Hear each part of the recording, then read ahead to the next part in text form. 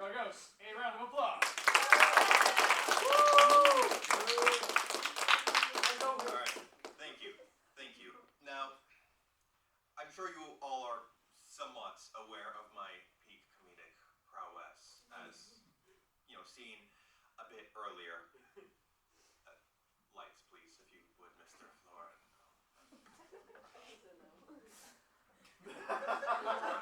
Okay, dramatic light. Whatever. Now then, I'd like to talk to all of you about something very important, a skill that I think many people need these days. Lying. Lying is a very, very important skill. Now, there's a difference, between white lies and just the straight up bad lies. Now, a little white lie would be lying about your production, for a quota, by a totalitarian government. My dad once told me a story, so some of my grandparents from farm, whatever. So some people would, tell a little white lie about how much they produced, maybe just like tweak the numbers a little bit. Okay, all good. So then the officials in charge of collecting that might want to just tweak the numbers a little bit, just a little white lie. After all, it'd look better if their regions produced more. Then their supervisors would just do a little tweaking. And you can tell where this goes. Massive spikes of productivity and absolutely nobody starved because the paper says there's enough food. There's enough food. There's enough. Do not search up December 24th, 1989. Absolutely nothing happened to the government that day. Nothing. In other news, there is a new government in... So that's just like a little white lie. So another kind of lying is lying to encourage someone. So I used to go to I went to this camp in spring break once, some acting camp, YATC. Some of you may know it, some of you may not, whatever. And there was, like a talent show sort of there. And I decided, I hadn't done stand-up before there. I decided, sure, why not do stand-up? And my brother said, yeah, he'd totally pay, great attention. And then, I did my act. A lot of people started laughing. This was surprising to me because I have never told a joke in my entire life. So naturally, I talked with my brother after the act, and he told me, Dragos, I'm going to be honest, I did not listen at first, and when I heard people laughing, I was very surprised. Now, I'm also going to be honest, I don't remember any of my jokes either. I think I just told childhood stories in a funny way, and people laughed. That's very good.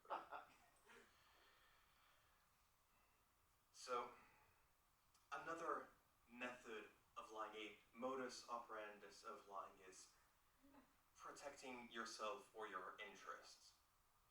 Now, this is one of those stories I mentioned earlier. So, back in Almond Elementary, there was something called Stick and Dirt City. Essentially, a bunch of kids would exchange acorns and sticks and throw acorns and sticks at each other. Naturally, the person with the biggest stick was in charge. I'm completely honest here. When I say some kids found, in Dirt City, found a giant stick that required 4 kids to just hold upright, and it was taller than all of them combined. It was a giant palm tree branch. Sadly, that got confiscated, or at least they tried to confiscate it when they did the most intelligent thing of all, throwing it past the fence. So naturally, since nobody could really get that branch anymore, it still belonged to the leader of that city. So naturally, they stayed in charge, nearly uncontested. Societal structures throughout history have been built on who has the biggest stick. And I find that many people nowadays brag about having giant sticks and acorns. Now,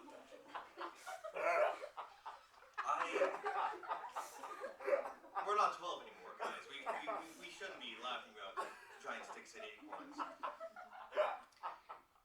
Now that I think of it, environmental devastation, that's a good segue.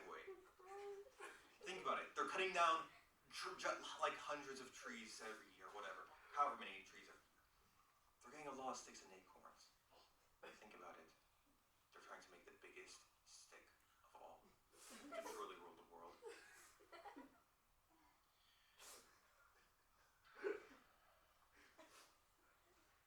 Now, another story, if you will. Thank you for laughing, Mr. Dragos.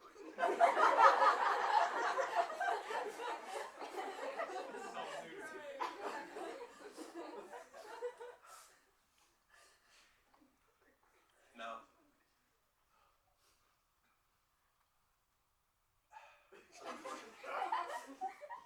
some unfortunate news. There was a political revolution. Someone found a bigger stick. No, I lied about that. Sorry, lying to make things funnier. Let's talk about that for a second. Now, when I say a lie, like, I'm the ruler of the galaxy, over and over again, that's funny. You see, the lie here is that I'm not the ruler of the galaxy. I'm the ruler of the universe.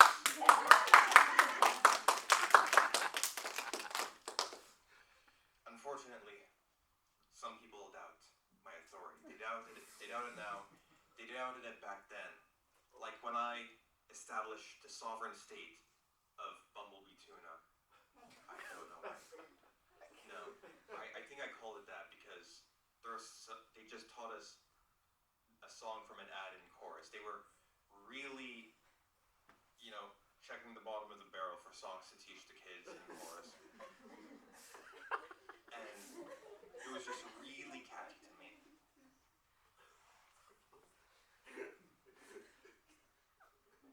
It was just really catchy to me.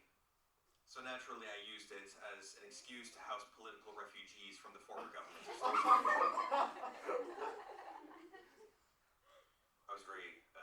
My nation was very heavily associated with the former monarchists. Before there was a child communist revolution, I lied about that as well. It was actually hyper-capitalist. It was a cabal of rich people overthrowing the monarchy. They were rich because they had a lot of acorns. I had a lot of acorns as well. I hid them under a trash can in a little plastic bag and hoped that nobody would pick up the trash can and steal them. That did not work. One day, I left them under. The next day, they were all gone. It's brutal on the streets. It's brutal. Truly. I'll be honest, I think we sort of lost the track about lying. We did. Now let's get back to that. Now, all of these kids, do you think they were telling their parents what was going on? Like, raise your hand if you think they were. Exactly, no. They weren't. So, naturally, the principal decided to hold a United Nations. They didn't call it that, but it pretty much was. So, they just brought anyone who was from there, and tried to work out peace. It didn't work, naturally. They tried again, it didn't work. So naturally, they did the killing blow. They told their parents what was happening. And the population was crippled overnight as parents started banning their kids from going. And that is the end of that particular tale. Truly a great tragedy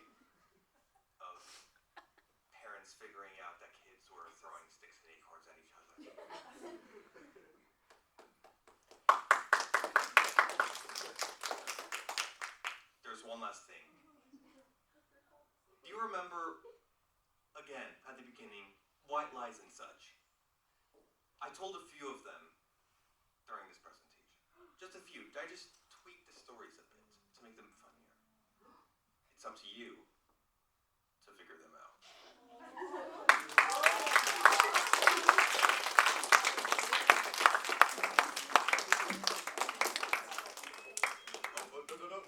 No. All right, on. Oh, wait, sorry. Humor influences. Humor. Oh, right. I forgot. Humor influences. The greatest comedian of all. Myself, firstly. And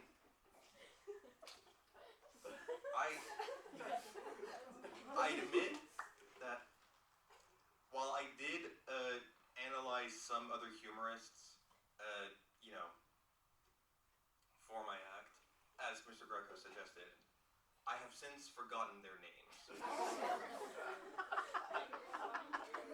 Because I had already made my entire act before I, Research anything? yes. I'm sorry. Can we just too count this hilarious. as part of the act? We'll go with that. Okay. That sounds great. We'll go with that. I enjoyed the list of concepts on your script. Yes. Those concepts were actually before I formulated the thing. Yeah. That's good.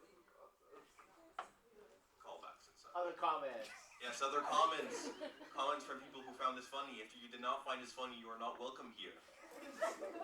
Yes, I Ethan. found it hilarious. Thank you. Yes, thank you. Your family will be spared. I love the Dirt Kingdom story. My school had the exact same thing. It was there was anarchy. Let's just say that. What elementary school did you go to? Santa Rita. Yes, that was. Oh my God, I heard from another friend in Santa Rita. They had a similar thing. Yes. Anyone else? Yes. That was my favorite thing ever, and you did not disappoint. Yes. Thank you. I am quite hilarious. Question for you: how much do you love being up on the stage with a microphone? I have to admit, it's like mutually assured destruction when at any point. At any point. So you better laugh. Thank you. Yes. As ever, the university have the biggest sticking acorns.